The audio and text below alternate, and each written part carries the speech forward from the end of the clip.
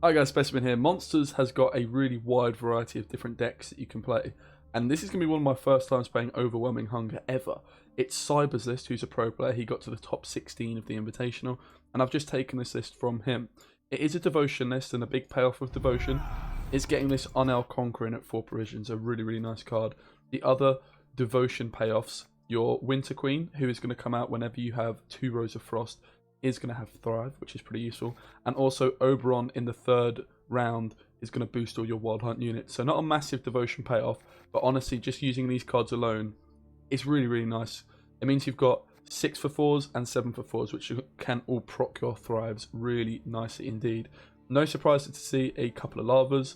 We've got a Wild Hunt Bruiser to make a little bit of use of that weather. No Ardgaith in this list. It is a pretty unpopular card. It was actually seen in one of the top 16 decks, but the deck used Ardgaith instead of Egon, so I'm just struggling to get behind that one, and I'm sure you can understand why. We do though have Red Riders, which is 6 provisions, and it's putting Frost either on 1 row for 4 turns or both rows for 2. You're going to want to play this on both rows at first, because then it's going to thin this Winter Queen out of your deck to add some pretty damn good tempo to the Red Riders. I think Red Riders is a nice card to include with Winter Queen in quite a lot of these sorts of decks. Werecat is an option as a little bit of a row punish. You could, in this 7 provision slot, go for a few different cards. I think the Beast is the one that's probably going to stick out, but also Adder is a really good card. The Phantom, Seaman I can also include, and then we've got the Goliath, the Ygern, and the Aussie. The Maruna, really nice card in Overwhelming Hunger as well. Detlef is going to be a nice way to finish off, and we've also got Haunt to hopefully power us through one round. But also you get a lot of consumes off this card as well. You get 3 consumes potentially if it goes through, which is going to be really nice for your Detlef, and obviously maybe saving some leader charges for later, because each leader charge, as well as being a consume, which is of course worth points on cards like Maruna on Detlef, on the Werecat, it also adds 2 points on top of that as well. So if you can save these leader charges, it's going to be more than ideal. Let's get into a game. I think one thing I would also consider doing is throwing a Necker in, because I'm a big Necker fanboy. But we're just going to go get onto a game and see how we feel. Hopefully not up against any artifact removal. I think, why does the audio sound so weird there? Imagine it? I think I imagined it. Anyway, the scenarios are a really strong way of playing a lot of decks on the ladder, because lots of people go Devotion. A lot of Nilfgaard decks don't have Bomb Heavers for that reason, because they play Devotion. And also Syndicate decks, Skellige decks, super damn greedy, and they often don't have those scenarios. Let's hope it's not Skellige, eh? It's not. It is, however, Nilfgaard. If it's Devotion, it doesn't have a Bomb Heaver. If we see any neutral cards, there's a good chance there's a Bomb Heaver in here, so we need to watch out for that. Red Riders is going to be really nice to pull our Winter Queen. I suppose in terms of mulligans, this is the one brick we just want to miss at all costs, right? So we can push 1 mulligan, but it's never going to be worth pushing 2 unless we draw into the Winter Queen. These natural selections are always going to be pretty nice. We've got a Wild Hunt Warrior as well. Just going to proc our Thrive. I'm tempted to maybe ditch the Werecat, to be completely honest with you. I'm not sure it's doing much for us. Winter Queen shows up, so that's a forced mulligan. If we didn't see the Winter Queen on the first one, we would have stopped. Let's just not break our hand first game we're using it, right? Opening with Bribery, which is questionable to say the least, but I suppose against monsters it does have some merit. We're assuming then he is a Devotion deck. If he's not a Devotion deck, this would not work. So Devotion, if you look at the keyword, it says if you have no neutral cards. He has no neutral cards, so he can actually play monsters Devotion cards, which is yeah, pretty interesting. You might expect that not to work, because of course he doesn't have a deck full of monsters, but he has got a Devotion deck because there's no neutrals. Yeah, unfortunately, the Lava's no longer the best bronze card in the game, but they trade up 1 point at least, and that is something you've got to hate to see, really, if you're a fan of monsters. I guess we're just going with the Noomwraith. Maybe I could have just gone for the Conqueror, which would have given me the dominance for the Wild Hunt Warrior if I wanted it, but alas. Okay, we've got almost full value off the Red Riders. Are we happy to thin our deck and take this? So this plays for... I'm losing 2 points. Plays for 4, 8 tempo. So it's going to be a 6-point play. So he could still pass. It seems like a bit of a sketchy play, to be completely honest. Let's throw an Unnailed Conqueror down. Probably again, this should have been my Unnailed Conqueror rather than the Noon Wraith for this sort of exact reason, right? The Veil, just a little bit better. He does pass, so I'm glad we managed to keep our Winterqueen in deck. And then I've obviously just got a choice of, is it the Warrior or the Natural Selection? I think it's the Warrior. 4 damage can be pretty useful.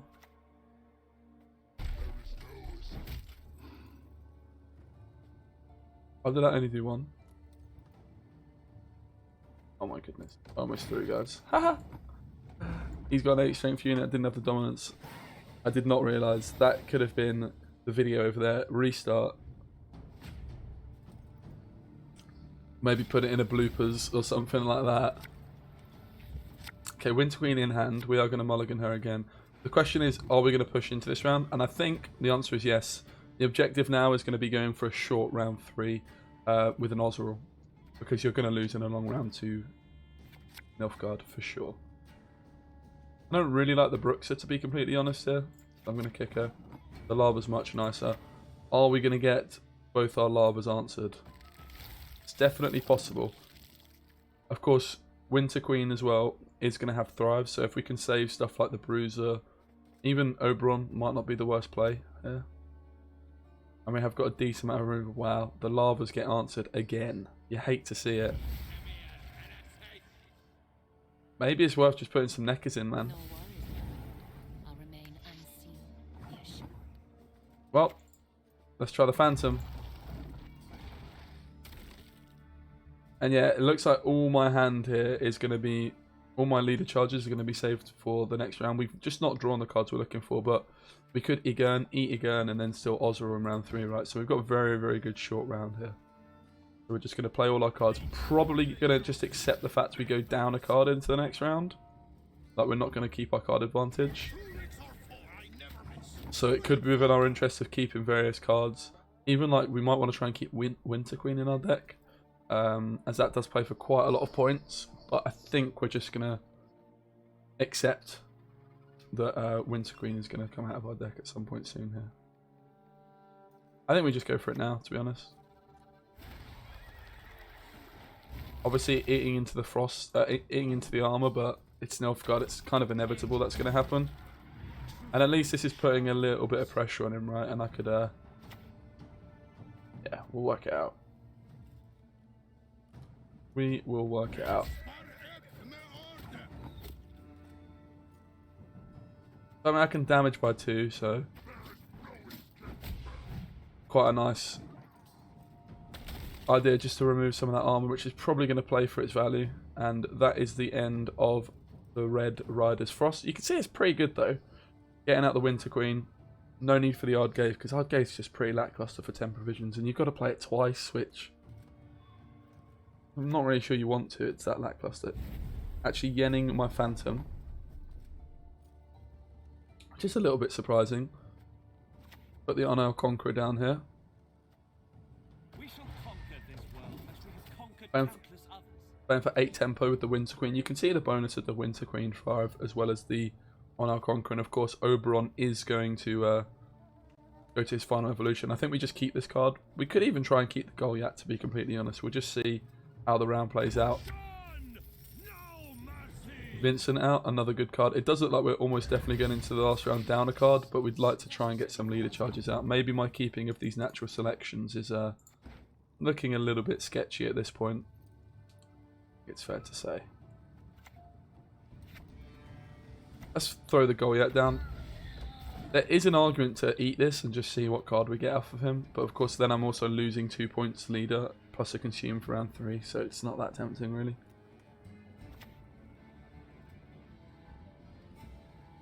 The fact Nilfgaard's still got this leader charge is pretty scary. He's threatening a poison here. I'm kind of happy for him to just continue threatening. Of course, I didn't have the pass still. So we're just going to throw a natural selection down. And as we predicted, we are going to be going into the final round down a card. But 2 leader charges. now gone from our opponent, which is something, right? We've got all 3, they've got 2. He's actually going to take out the Goliath by the looks of it, knowing what card it's going to pull him. It's a Tortoise, that does make sense. I'm pretty sure we can still risk this. This would play for... This is a 5-point play, right? Because it buffs up my Winter Queen. Hopefully it hits this, and then my Thrive might proc twice. And I've got 6 points on my leader. That's 11 points. Oh, yeah, I've got plenty. And it actually does hit the Wild Hunt Bruiser as well, so we should just be able to force a card out of him. We're trading here a 4 provision card for something that's going to be more than 4 provisions, I would anticipate. We get Fergus out, which is just great, right? That's huge.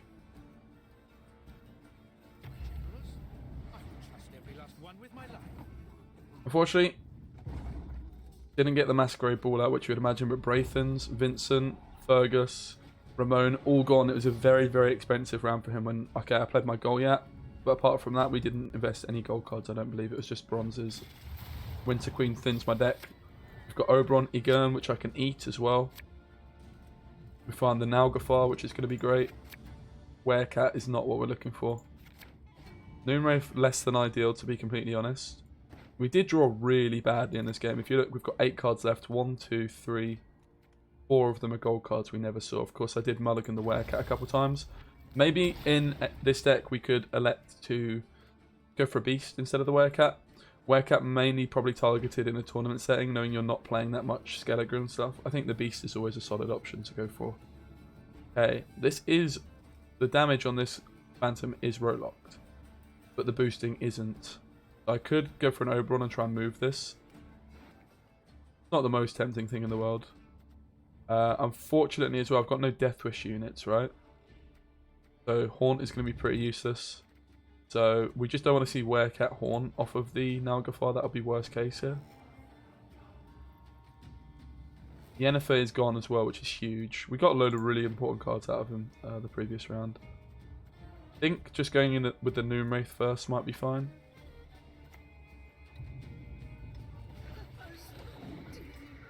I think it probably goes Noonwraith and now Oberon will be my next play here. Here comes the Masquerade Ball. Not surprised to see that. We do have the dominance. Oberon coming in now. Yeah, unfortunately it's just not what we're looking for. But I suppose the Navigator is not too bad. No need to purify anything. We do have the dominance and we're going to very carefully buff Oberon.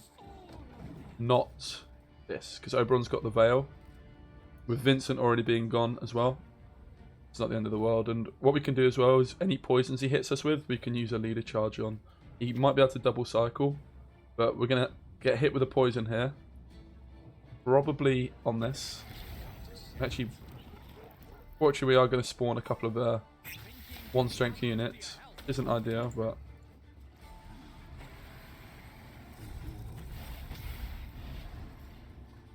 We'll do this. We are of course going to eat that too.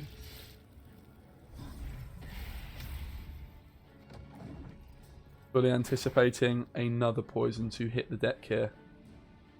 And we'll just eat again. We managed to save our leader charges. And you can see the power of the short round 3, even with the Noonwraith being somewhat lackluster. We're just going to eat that again. Any argument to wait on my last eat? Not really. We just don't want to see... I've got a lot of really bad cards here, to be completely honest. Does this have a cooldown? So I think it does. Yeah, that's pretty unfortunate that the draws we hit there are not what you're wanting to see. We'll play this. And we're going to assume there's only 1 poison left. No matter what he does, because he can't play an aristocrat into a poison. Vincent's gone, so I think... Yeah. This is going to be an aristocrat. This is his last poison, so we eat this instead, which protects us from the poison. Unfortunately, as I say, we drew really badly. No Ozeril, no Haunt either. So it looks like we're going to lose. Which is, yeah, pretty unfortunate.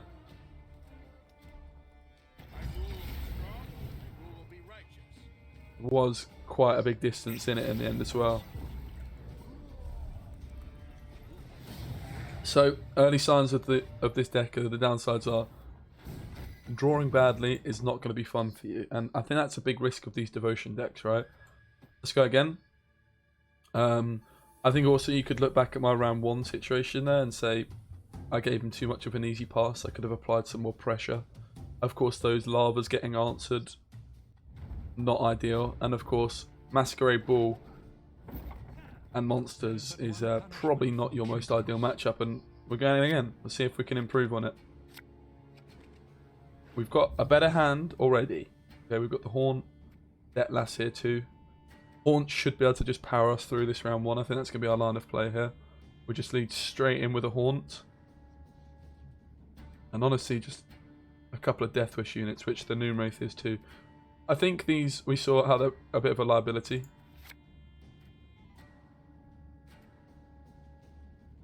Don't want to hit the Winter Queen, right? So let's stop. I guess it's not the end of the world.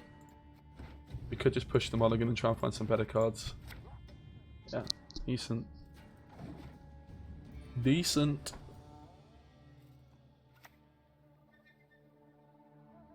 Not what I was expecting the first player of our opponent to be. Not scared of the Tool Punish, which these Monsters decks often have with like an Imris Wrath or something. I think I put the lava down, it gets answered. I guess it's worth floating the idea out there. But we want to deny the pass, so maybe we just go super tempo straight away. Maybe we just lead in with Haunt. I think we look, we want to be able to bleed this guy, and winning uneven is going to be, or at least getting some leader charges out of him, so the bleed's a bit easier round 2 is going to be really important. I'm pretty sure this just gets answered straight away by like a Braithens, and then I'm never winning uneven. This could be completely wrong, but my gut's telling me I'm supposed to just lead in with Haunt here.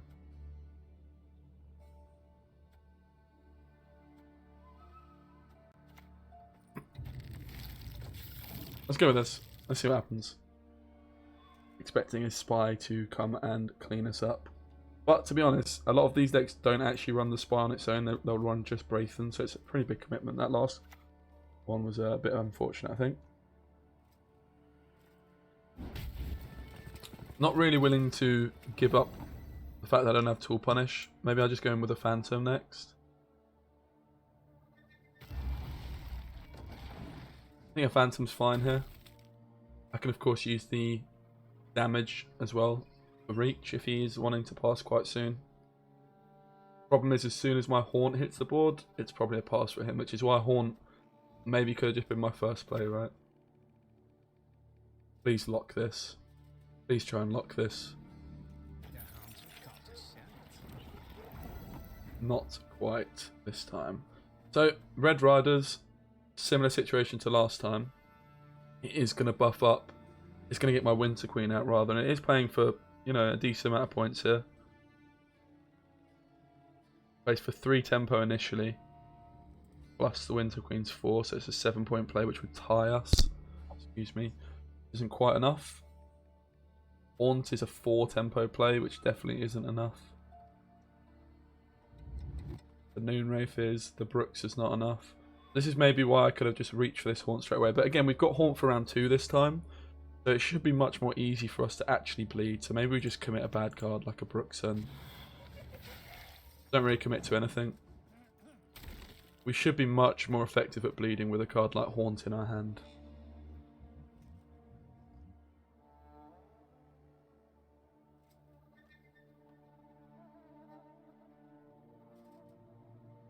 Opponent now has the decision, is he going to pass or is he going to play?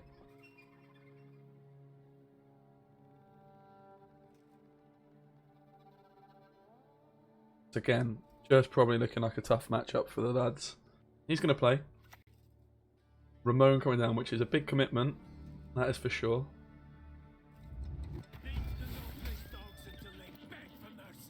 Of course I can switch this Magni Division off as well if I move something into its row. Not really going very well, lad.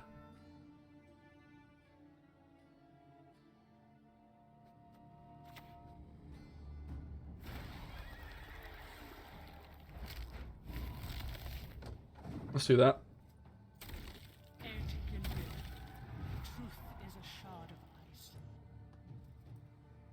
When the queen comes down, you can just move something into this row, right? We'll leave Ramon at the top because then it's going to get a bit of value. We'll move this one then. Perfect. Probably going to take out my Brookser, I'd imagine. Oh, wow. The best sniper in the business. Do that. We do have the Ascendancy here, denying the pass. This is again where you're looking for your Goliath, your E-Gurn, which we don't have, but you know the Numero's still doing a decent job. Getting that card out is huge at this stage. That is really, really nice for us. Unfortunately, none of my plays quite do it here. The Numero doesn't quite do it, nor does the Unel Conqueror. I could use a leader charge. I could play the Unel Conqueror and a leader charge. I could even go Detlef and a leader charge, right? That's the other option. It's quite tempting. I mean, you just need to try and get some good cards out of him. Trade a leader charge for some good cards.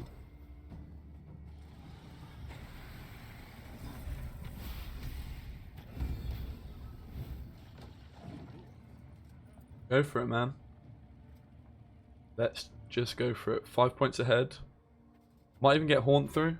I mean, we won't get the full cycle on it, but we'll get some leader charges out of our opponent now as well, which is nice to see. I'm just going to put Haunt down. I'm not going to get the whole way through it, which sucks, but I'm just really trying to apply some pressure and get some of these good cards and some of these leader charges out. We saw in the last game how if we don't get the cards like Usurper, Braithens out, he actually passes off Haunt. So Haunt and Detlef committed to win on even seems like a good trade buy for me, at least from my point of view. And I think the way we play this is we push into this round, we bleed, and we just go for a short round 3, trying to get some of these pretty good cards out of our opponent here. Brookser is a bit awkward, so let's kick it. I mean, it's tough to really kick either of these. I guess we're kicking the Numero from this hand, which again is a pretty good card. We'd like to see the Nalgafar, the Maruna. Nice. Just leading with this. Can't be poisoned, of course.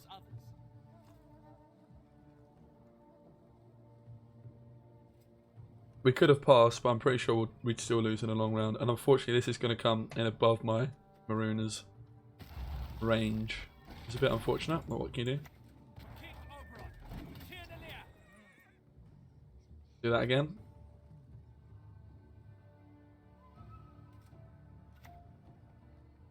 Okay, unfortunately, he's actually buffing it up out the range of my Maruna, which is pretty sensible. I do still have to pass here if I want to take it, which, to be honest, I don't. I'm going to keep slamming cards down. Which have all been pretty high value cards, particularly the Goliath now, right? But this is also a pretty easy poison target for him in future rounds. There is Uno Poison. Are we forced into passing now? Possibly. We still have card advantage if I pass now.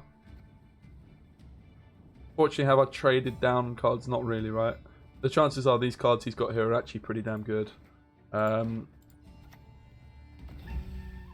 don't really love this play, but I want these last few cards out of my opponent.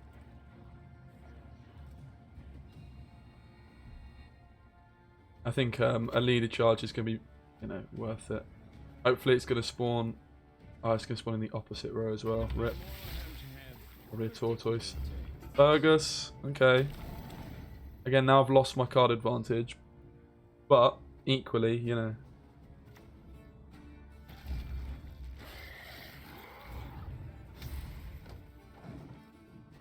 I'm expecting these last two cards to be pretty good. One Masquerade Ball in there, which is just going to wreck us, of course. So I think we just keep pushing. Usurper, last card Masquerade Ball, I would imagine. So we probably just go all in here. Let me go to the top decks. This has got to be Masquerade Ball, right? I mean, he's fully committed to everything. The Phantom. Pretty sure we always play this card here. Masquerade Ball means he's got 6, 8, 13 points with full leader charge, so... I think we're supposed to go for it still. I shall break your soul horn, beast. Nothing rivals skin you. Their hair So, is silky. Masquerade Ball comes in at 4 points. 1 leader charge would put him ahead. Whereas if I use 1 leader charge, I get both his leader charges out. I'm pretty sure that's how this works.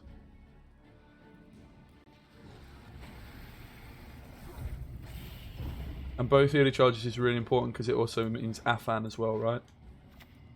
There's Masquerade Ball. Oh, have I done my maths wrong? I have, haven't I? I didn't, thank God. Afan doesn't come down.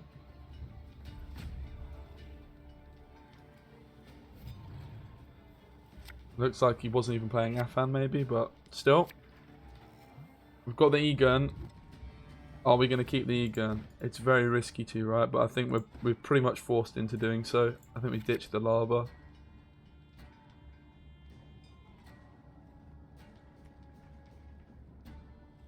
Red Riders. Okay. Got it. Of course, E-Gun can't be my last card. It has to be my second to last. Oh, okay, that's going to be quite a few points, depending on what he hits. We did... The bleed was okay, though. But... yeah, it's not looking great. The question is if we go for E-Gun now or if we just wait. I think we're supposed to wait a turn.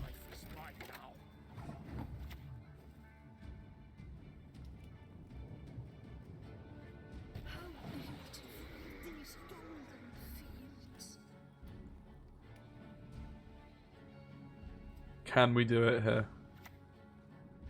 The crossbowman, which would have killed E-Gun. Of course, this could be a soldier and he could get a random damage pin. We're going to place E-Gun next to this. In case it's one of those spies that does 3 damage either side. I'd rather it hit the 1. Is it a soldier? Is it going to be a random ping? Could be cut the grass maybe on Joachim. Oh, he can... I think it gives bleeding. It's not a spy. This gives bleeding. It's a soldier though. Let's go! Ooh. Wow.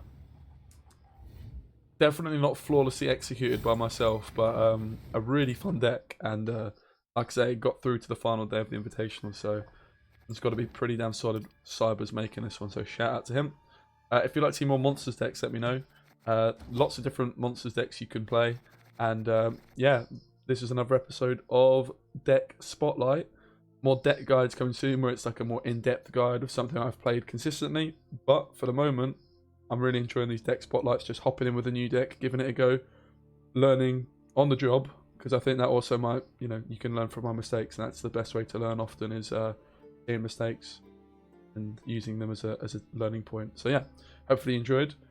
Might even upload a little bit later on, to be honest. Got a little bit of time before I stream, and when this video goes live, I'm going to be streaming this afternoon today, so yeah, maybe check out my Twitch as well, see if I'm live. Good chance I might be if you're watching this in the afternoon of the day this video comes out. Thanks so much for watching this far, I really appreciate it. More stuff coming soon. See ya.